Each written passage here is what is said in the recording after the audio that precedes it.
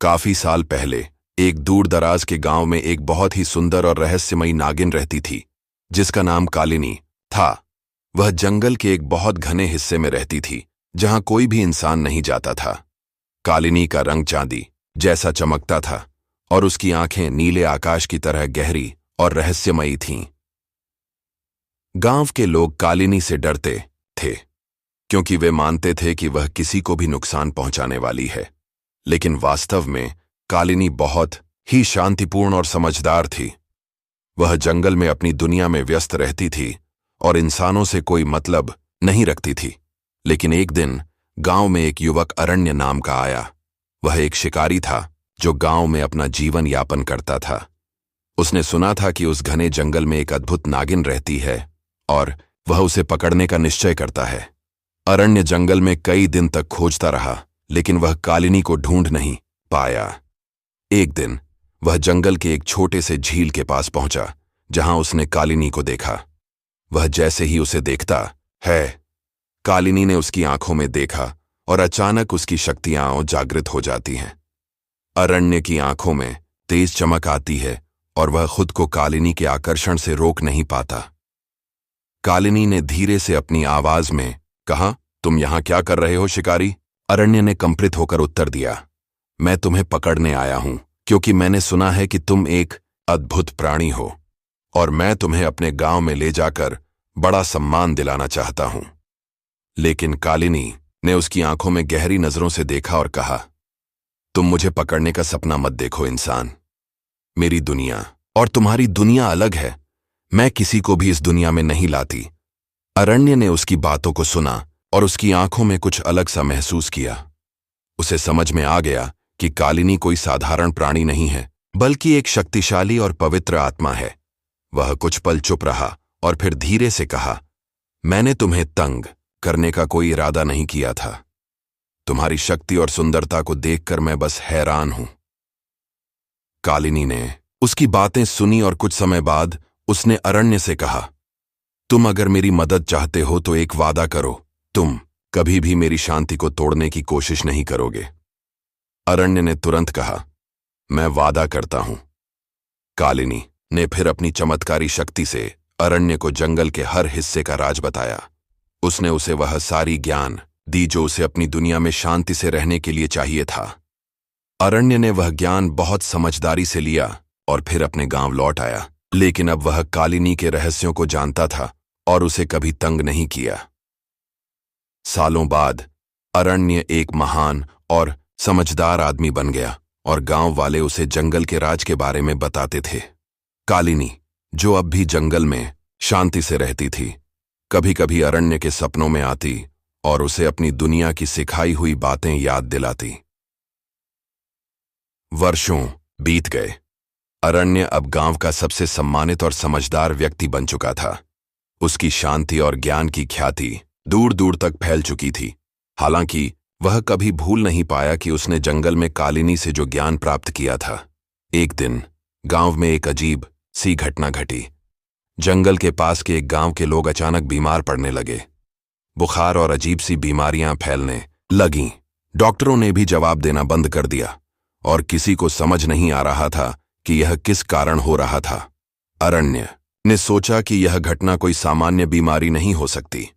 उसे विश्वास था कि इसका संबंध जंगल के साथ हो सकता है और उसने निर्णय लिया कि उसे एक बार फिर से कालिनी से मिलकर इस रहस्य का हल खोजना होगा। वह फिर से उसी घने जंगल की ओर चल पड़ा जहां कालिनी रहती थी। लेकिन अब समय बदल चुका था। जंगल पहले जैसा शांत नहीं था। वह महसूस कर सकता था कि कुछ गड़बड़ है, जैसे जंगल में कोई अजीब सी शक्ति फैल रही हो। अरण्य ने धीरे धीरे जंगल के भीतर कदम बढ़ाए और जल्द ही वह उसी झील के पास पहुंच गया जहां उसने पहली बार कालिनी से मुलाकात की थी। जैसे ही अरण्य ने झील के पास कदम रखा, एक हल्की सी धुआं सी उठने लगी और फिर अचानक कालिनी की आवाज सुनाई दी, तुम यहां क्या करने आए हो अरण्य? अरण्य ने सिर झुकाकर कहा, कालिनी, मेरी मदद करो। गांव में कुछ अजीब हो रहा है। लोग बुरी तरह बीमार हो रहे हैं और मैं समझ नहीं पा रहा हूं कि ये क्यों हो रहा है। मुझे लगता है कि यह जंगल की किसी शक्ति से जुड़ा हुआ है। कालिनी ने गहरी सांस ली और फिर धीरे से कहा, तुम ठीक कहते हो अरण्य। ये जंगल और उसके भीतर की शक्तियां तुम्हारे गांव के साथ जुड़ी हुई हैं, परंतु यह सब एक बड़ी भूल का परिणाम है। तुम्हारे गांव के लोग, वे जो जंगल के भीतर झांकते हैं, उसे समझे बिना उसे तंग करते हैं। अरण्य ने विस्मय से पूछा, क्या इसका मतलब है कि गांव के लोग जंगल के साथ खेलने के कारण यह संकट आया है? कालिनी ने सिर हिलाया और कहा, हां, यह सब उनके अत्यधिक हस्तक्षेप का नतीजा है। कुछ लोग इस जंगल को नियंत्रित करने की कोशिश करते हैं, लेकिन वे भूल जाते हैं कि यह जंगल किसी एक व्यक्ति का नहीं है, यह सभी प्राणियों का है। जब एक संतुलन टूटता है तो शक्ति असंतुलित हो जाती है। अरण्य को समझ में आ गया कि उसे अब सिर्फ गांव वालों को यह नहीं समझाना था कि वे जंगल का सम्मान करें, बल्कि उन्हें पूरी तरह से प्राकृतिक संतुलन को बहाल करना होगा। कालिनी ने अरण्य को एक खास मंत्र दिया, जो जंगल के भीतर के तत्वों को शांत करने और गांव के लोगों को रोग से मुक्त करने की शक्ति रखता था। लेकिन इसके लिए अरण्य को जंगल के भीतर सबसे गहरे हिस्से तक जाना था, जहां उसने पहले कभी कदम नहीं रखा था। वहां एक पुराना और शक्तिशाली पेड़ था, जो जंगल की आत्मा के रूप में माना जाता था। इस पेड़ से जुड़े तत्वों को शांति देने के लिए अरण्य को एक बलिदान करना था। अरण्य ने बिना डर के निर्णय लिया। वह जंगल के भीतर उस पेड़ तक गया और मंत्र का जाप करने लगा। जैसे ही वह मंत्र का उच्चारण करता, पेड़ की शाखाएं हिलने लगीं और जमीन से एक अद्भुत ऊर्जा का प्रवाह हुआ। गांव के लोग जो बीमार पड़े थे, वे धीरे धीरे ठीक होने लगे।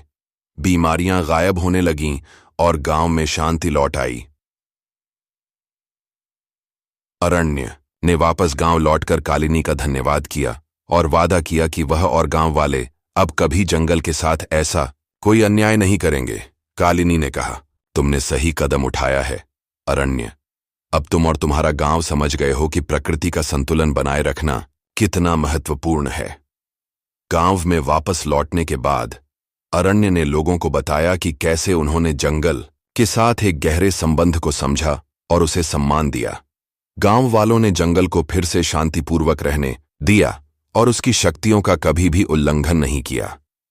कहानी का संदेश, जब हम प्राकृतिक संतुलन से खेलते हैं या किसी चीज की शक्ति का सम्मान नहीं करते, तो उसका परिणाम हमें भुगतना पड़ता है। हमें सभी प्राणियों और प्रकृति का सम्मान करना चाहिए, क्योंकि हम सब आपस में जुड़े हुए हैं। तो यह था कालिनी और अरण्य की कहानी का दूसरा भाग। आपको यह कहानी कैसी लगी,